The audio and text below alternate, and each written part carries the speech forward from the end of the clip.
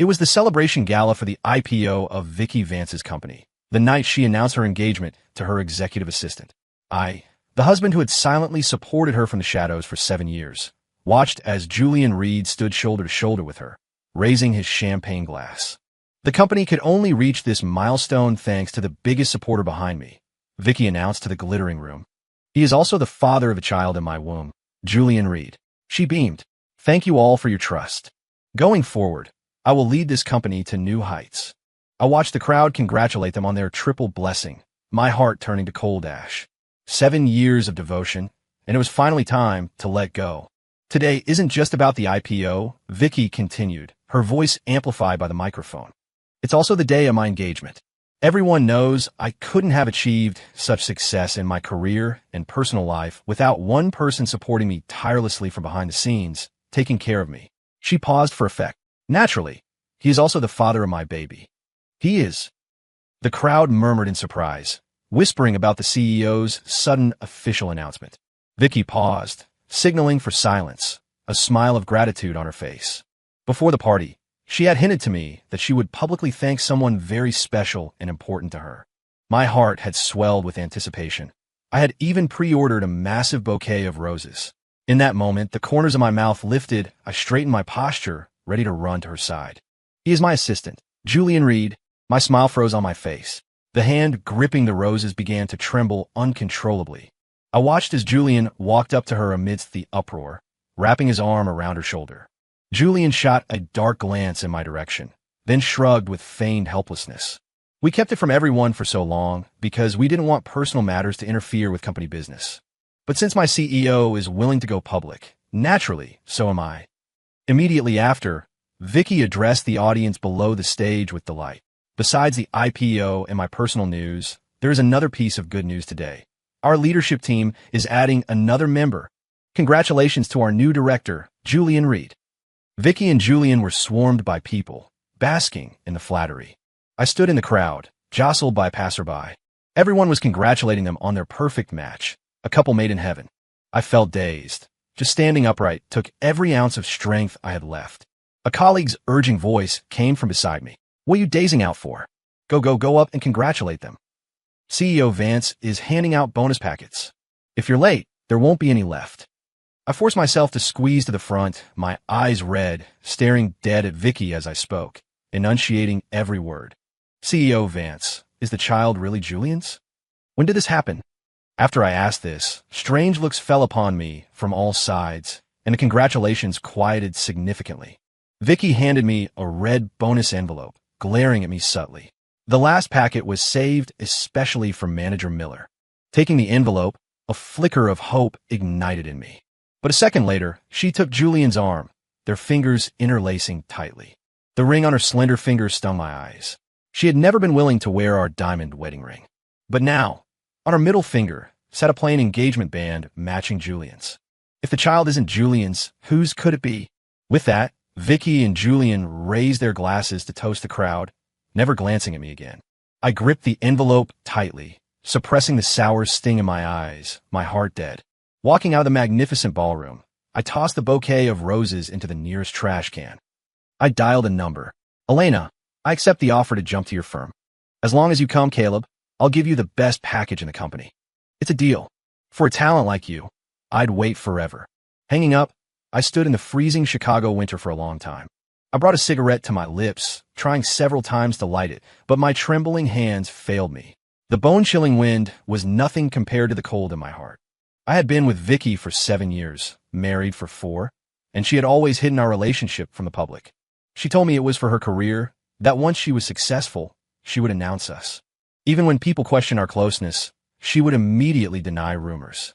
To give her peace of mind, I worked on the front lines of the company, bearing burdens without complaint.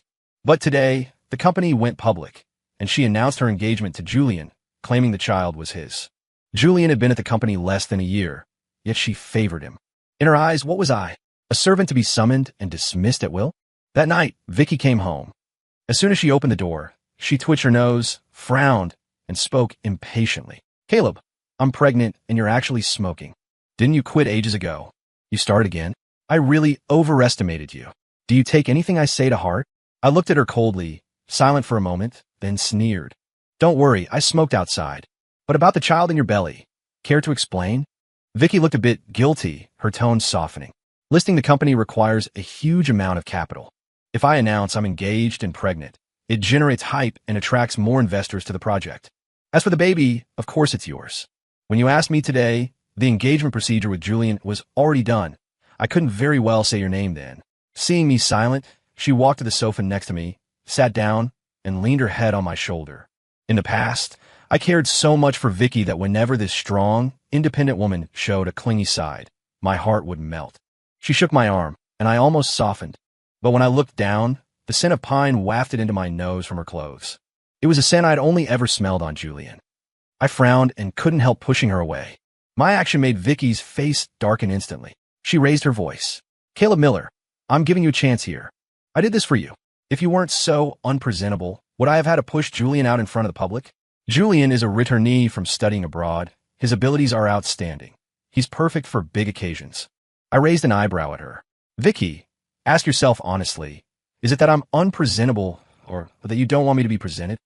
How can Julian go up there, but I, your lawful husband, cannot? A flash of embarrassment crossed Vicky's face. In terms of education, I graduated from a top university far better than Julian's obscure diploma mill abroad. In terms of ability, when the company first started, I handled both technology and sales, burying myself in R&D while also charming clients. Some said Vicky was just a pretty vase who knew nothing. Vicky felt I stole her thunder. She said she wanted to be the envied girl boss and demanded I become the man behind her. Back then, I valued her more than myself, so I agreed, voluntarily giving her the credit and the glory. But now, the wife I planned to spend my life with was crediting my sacrifices and even my identity to another man. Vicky dug a tie out of her white crocodile skin bag and handed it to me. Let's just say today was my fault. We'll find a chance to clarify later. This is a gift I bought specifically for you. See if you like it. Whenever Vicky felt she owed me, she would toss me a random gift to dismiss me. And every time, I would receive it with joy, giving her a way out. But today, her intention seemed so transparent, her perfunctory attitude so obvious. All these years, was I ever in her heart? Were my feelings so worthless to her? I fiddled with the dark blue tie until the tag reading, "Not for sale," caught my eye. I suddenly remembered Julian's Instagram post from this morning. In the photo, he was wearing a matching dark blue suit, a custom limited edition from Amore Prima. The caption read, "Thanks to my baby for the special gift. Only love that goes both ways is blessed. The one not loved is the extra." I looked at the tie and found it laughable. I let out a scoff and, right in front of Vicky, threw the tie directly into the trash can. Vicky's face sank. "Don't be ungrateful. I'm trying to coax you. What more do you want me to do?" "If I'm not mistaken," I said, "this tie was the free gift with purchase that came with Julian's suit. I don't want scraps that others didn't want." Vicky flew into a rage from the humiliation. "Caleb, all you know how to do is get jealous. Who do you think you are? I was kind enough to give you a tie. Take it or leave it. Don't think about sleeping in the same room as me tonight." With that, she slammed the bedroom door shut with a bang. I sat on the sofa until my legs went numb, scrolling through Julian's social media for a long time. My face was bitter.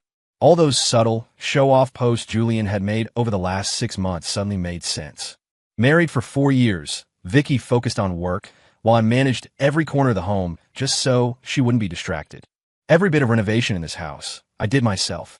Vicky liked European style, so the chandeliers, sofas, and bookcases were all custom ordered from Italy by me. 2 months ago, when I found out she was pregnant, I converted the guest room into a cozy nursery to make her happy. She didn't like takeout, so I watched videos to learn how to cook for her. Wedding anniversaries, Valentine's Day, birthdays. Every holiday, I meticulously prepared surprises and gifts. She was always cold about them. I thought she just wasn't romantic. Now I realized she just wanted to spend those holidays with someone else. Those subtle, love-flaunting social media posts felt like knives stabbing into my heart. The thought of divorce sprouted like bamboo shoots after rain, unstoppable. But thinking of the unborn child in Vicky's womb, I couldn't bring myself to be ruthless just yet. However, I truly didn't want to stay at the company anymore. The next day, I made 2 breakfasts as usual.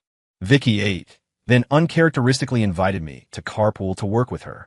I didn't refuse. Vicky never let me sit in the same car as her to work. During the days of heavy rainstorms this year, I discussed with Vicky if I could catch a ride since my rideshare kept canceling. She scolded me harshly, saying I just wanted to expose our relationship and told me to go back home if I couldn't get a taxi. Julian parked the car at the door to pick Vicky up. Seeing me open the car door, he spoke in feigned shock. Why is Manager Miller here today? I glanced at Julian. He looked at me with provocation. I drive Vicky to and from work every day, but this is the first time I've seen Manager Miller. Vicky, I drank so much with the investors at the banquet last night. My head is still spinning. Manager Miller left early yesterday, so he must be fine. Let him drive. He looked at Vicky with aggrieved puppy eyes. Vicky frowned in thought, then spoke like she was giving an order. Caleb, you drive then. No, I choose to continue calling a cab. I was full of suppressed anger and had no desire to be Julian's chauffeur. So, you mean to let a pregnant woman drive? I looked at her slightly protruding lower abdomen and finally relented. Forget it, I'll drive. Along the way, Julian and Vicky chatted and laughed in the back seat. Vicky laughed so hard, she leaned her head on Julian's shoulder. Julian looked at me triumphantly through the rearview mirror. Manager Miller won't be unhappy because I pick up and drop off Vicky every day, right? He won't care about such small things, Vicky said, cutting me off. My gaze grew colder. I let out a dry laugh and met Julian's eyes in a mirror. An assistant picking up the CEO is only proper duties. Nothing to mind. Hearing the implication, Julian let out a sullen. Vicky was very dissatisfied with my attitude. Just drive properly and stop talking. We arrived at the company parking garage. When Vicky got out, Julian gave me a malicious look. He said there was something in the passenger side glove compartment and hoped I could still smile after seeing it. Vicky was swift and decisive, heading straight for the elevator the moment she stepped out. Julian hurried to catch up. My hand was already on the glove compartment. I involuntarily held my breath. Subconsciously, I already had a premonition of what was inside. Sure enough, lying in the compartment was a prenatal test report. The blood test results showed that Vicky was 4 months pregnant, and the biological father was Julian Reed. I thought I would break down, scream, go crazy, and chase after them to confront Vicky. But suddenly, I just felt a sigh of relief. Disappointment after disappointment had numbed me long ago. I figured it out. This rotten marriage could just be discarded.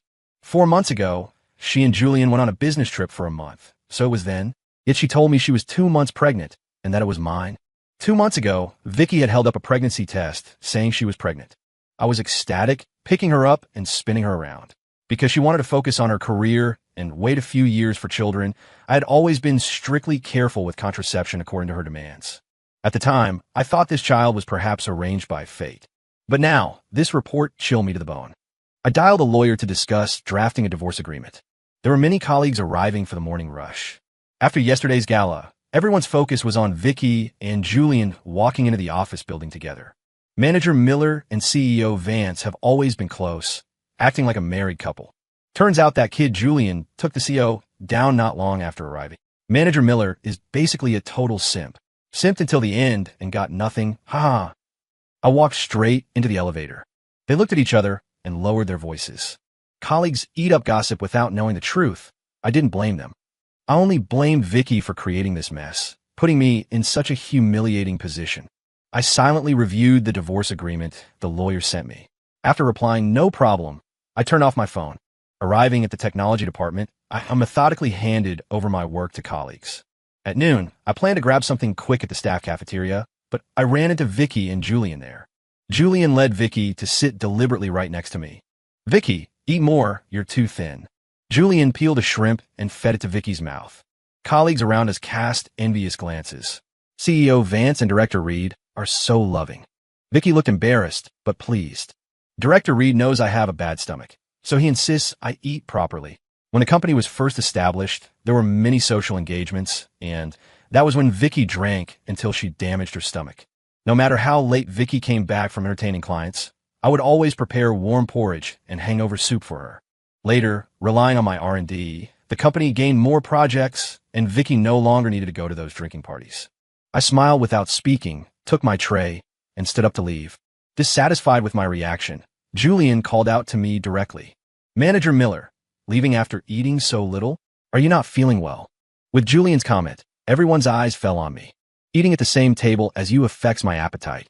I shook my head and started to walk away. Julian's eyes reddened, and he looked at Vicky aggrievedly. Vicky scoffed coldly, her face full of ice, and ordered me to stop. This is the company. It's no place for your insolence. You will apologize to Director Reed right now. Otherwise, Caleb, you can get the hell out. Exactly what I had in mind.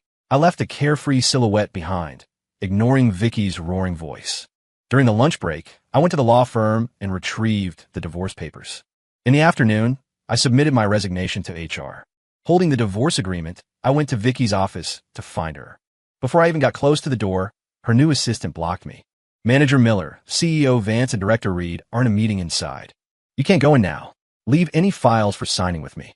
I felt something was wrong. Ignoring the new assistant's obstruction, I went to push the door. I can't stop Manager Miller. The new assistant screamed beside me. I turned the handle with a trembling hand. My hand slipped, failing to open it the first time. Just as I was about to turn it a second time, the door to Vicky's office opened. Julian stood in the doorway, blocking my view perfectly. He looked at me with annoyance. Is Manager Miller here to apologize to me? Looking at his poorly folded collar and his flushed face, emotions surged in my chest. I clenched my fists, shoved past Julian, and stared straight at Vicky in the office chair. The moment I saw her, my heart tightened. She was a very meticulous person who cared about appearances. No matter the situation, she maintained her image. The shirt that was perfectly fitted this morning was now buttoned wrong. Knowing is one thing. Walking in on it is another. I could imagine the scene of them frantically dressing just now, and rage instantly ignited. Vicky's face was beet red as she glared at me, bluffing. You did that on purpose, didn't you? Is the CEO's office a place you could just barge into? You two truly disgust me. I slammed the resignation letter and the divorce agreement onto her desk. Vicky Vance, I'm divorcing you. You want to divorce me? Vicky thought she heard wrong. She couldn't believe I would actively bring up divorce. If you're not satisfied with the asset division, you can change it.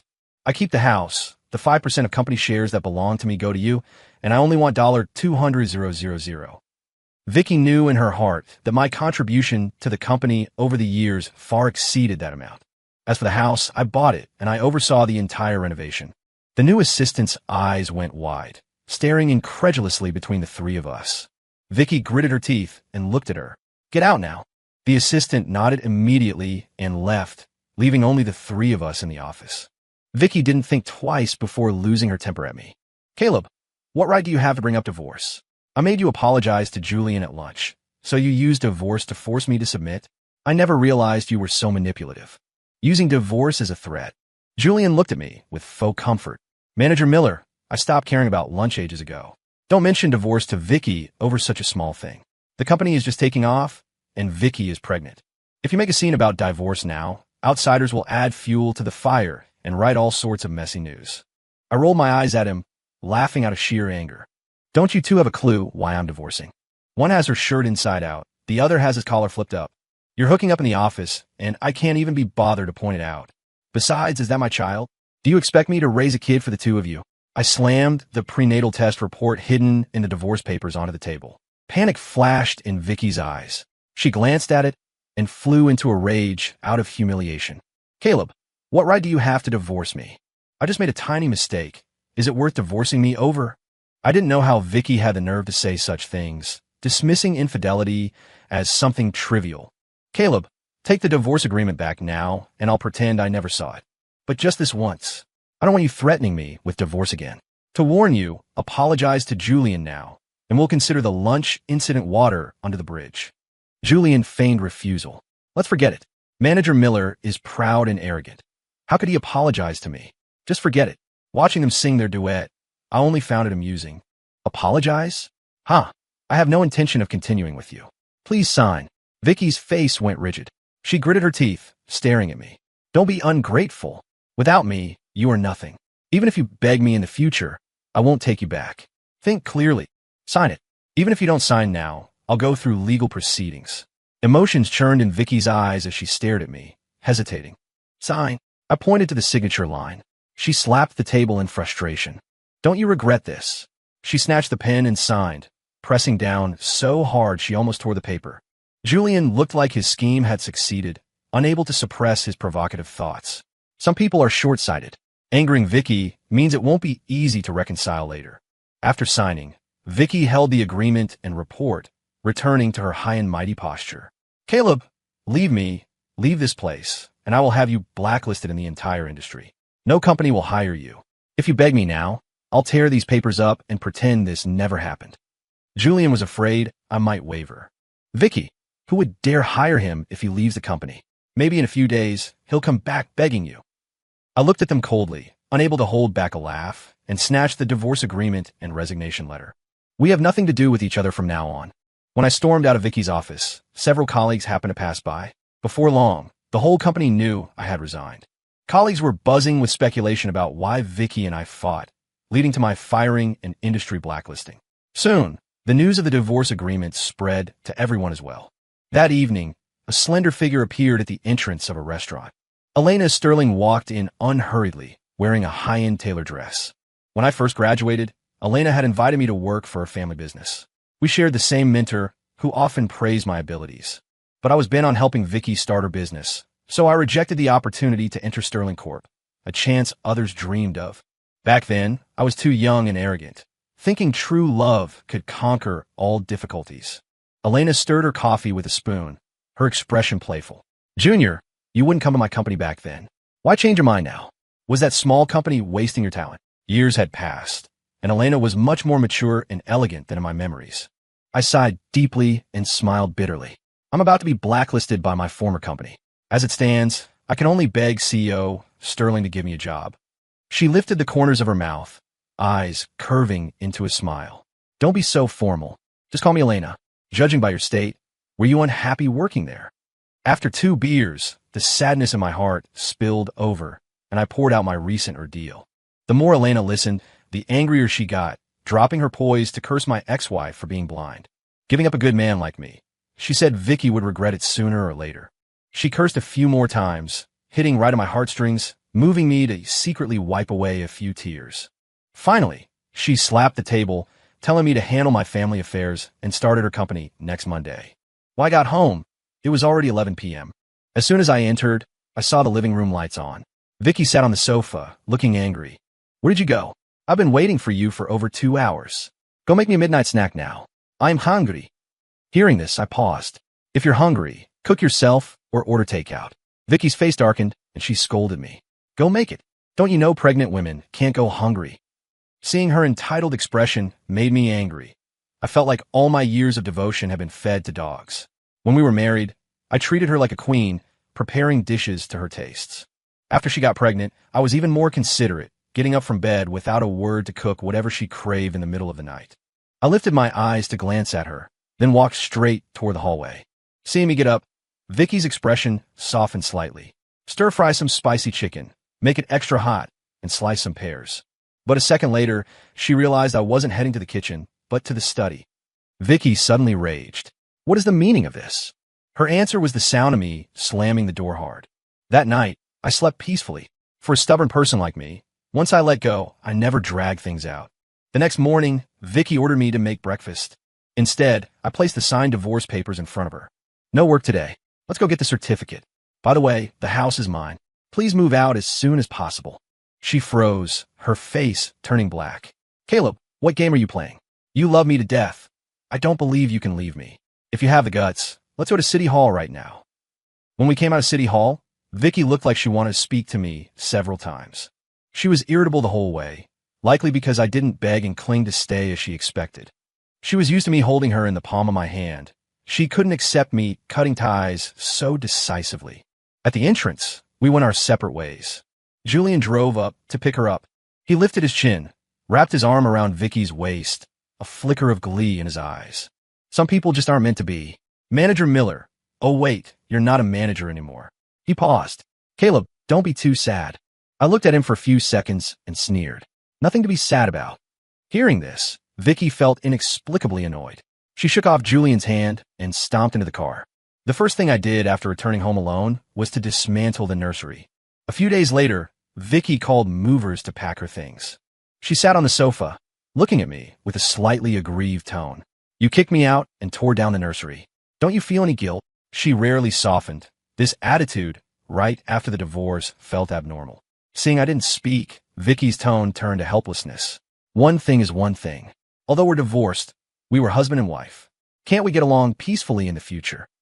You don't know. After you left, the tech department turned into a mess. Several major investors you negotiated with want to pull their funds. Now, only if you come back can you preside over the situation. I looked at her with sarcasm. You're carrying someone else's child, cheated on me, divorced me, and now you want me to wipe your ass? My retort made Vicky frown. What do you mean wipe my ass? Didn't you co-found the company? Do you have no affection for it? Didn't the company pay you? Can't we keep public and private matters separate? I knew that having been a boss for so long, she always liked to take the moral high ground. Arguing with her was a pure waste of time. Sorry, I already have a new job. I won't interfere with my former company's affairs anymore. Vicky shook her head and scoffed. That's enough, Caleb. I've already put the word out. Which company would hire you? Come back now. Your position and pay will remain the same. I definitely won't mistreat you. Keep acting and it won't be funny anymore. I poured myself a glass of water. Vicky reached out to take it, but I calmly brought it to my own lips. Vicky retracted her hand, glaring at me. Vicky, you only want me back because I'm still useful, since your tech department can't develop new technology. But I'm different. Seeing you makes me sick. Since the company belongs to you, I will never go back. I've changed the smart lock code on the house. Once you finish moving, don't come back. Her face turned black with rage. 1 month later, the scandal of Vicky's divorce spread, and coupled with investors withdrawing capital and frequent issues in the tech department, her company's stock plummeted not long after the IPO. Her industry reputation nosedived. Although Vicky tried to suppress the rumors and take remedial measures, the company showed a declining trend.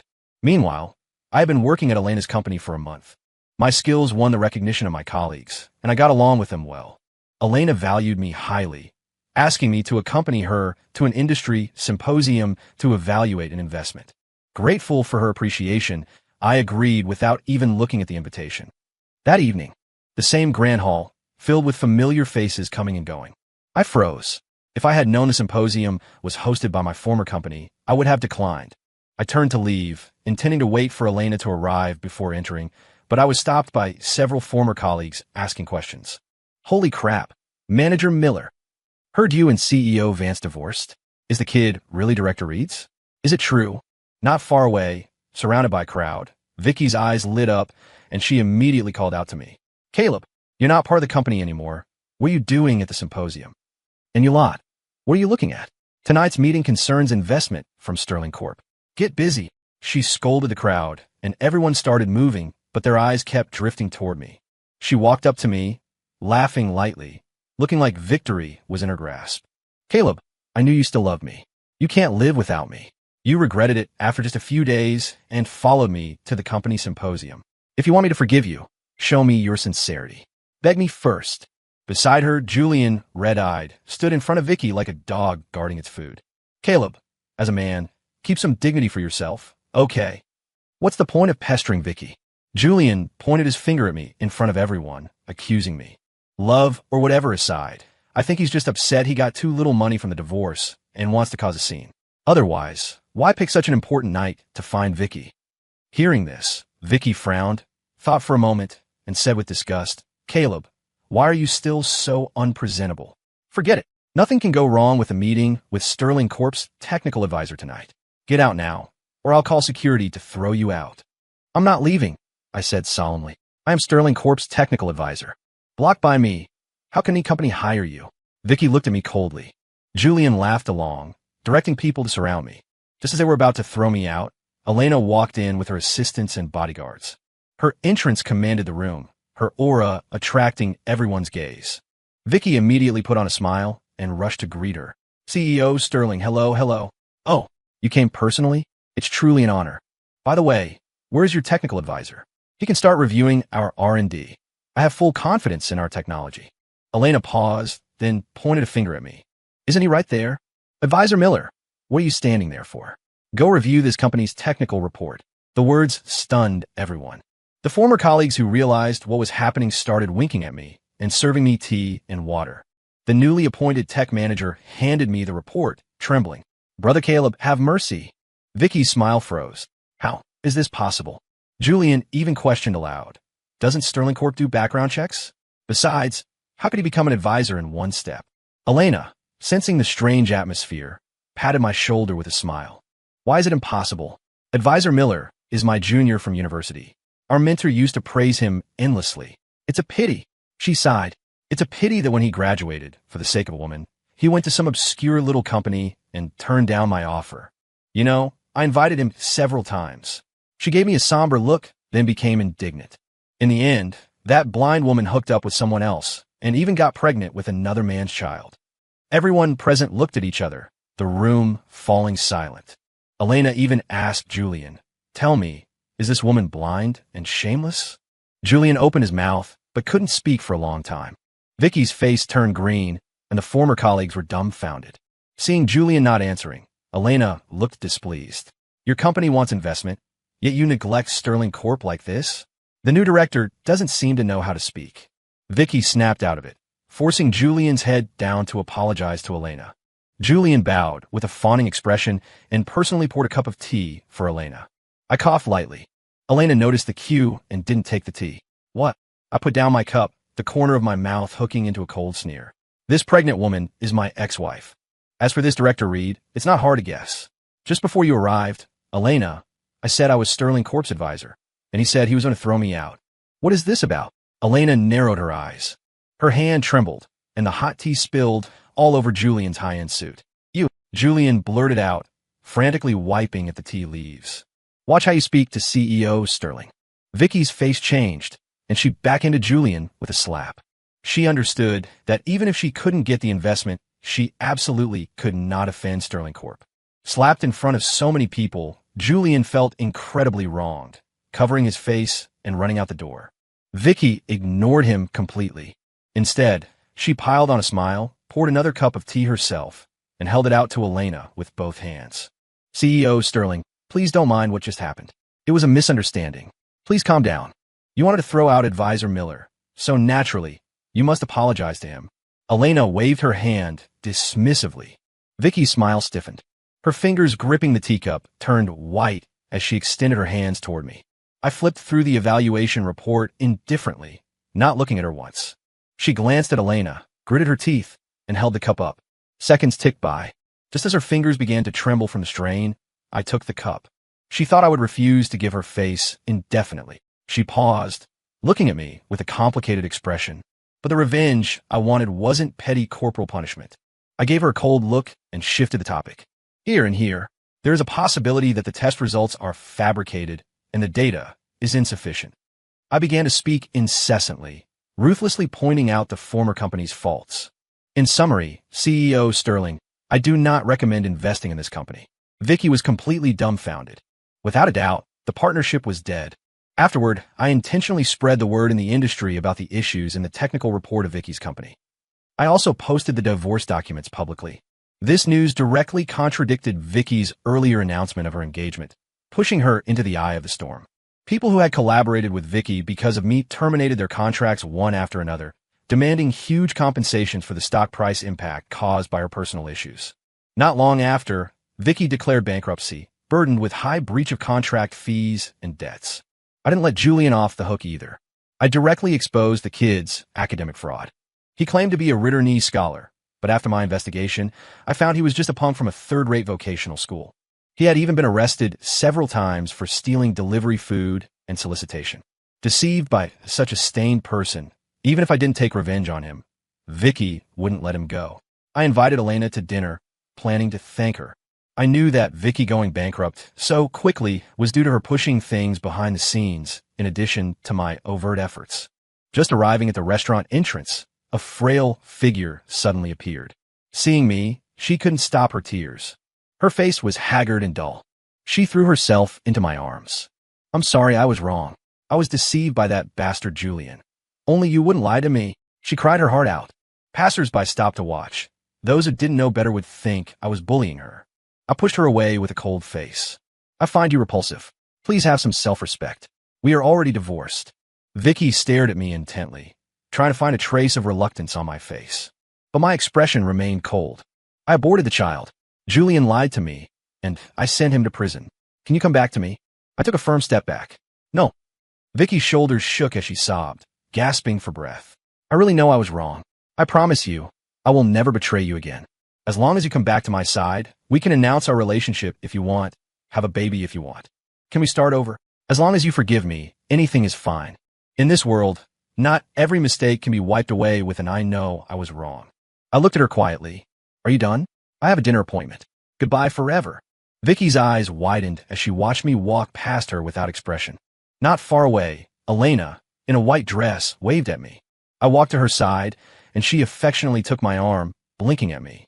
The moment Vicky saw her, a flash of inferiority crossed her eyes, but she still looked at me with unwillingness. How can you two be together? Didn't you say you loved me the most? My face was stern. Anyone could be my girlfriend.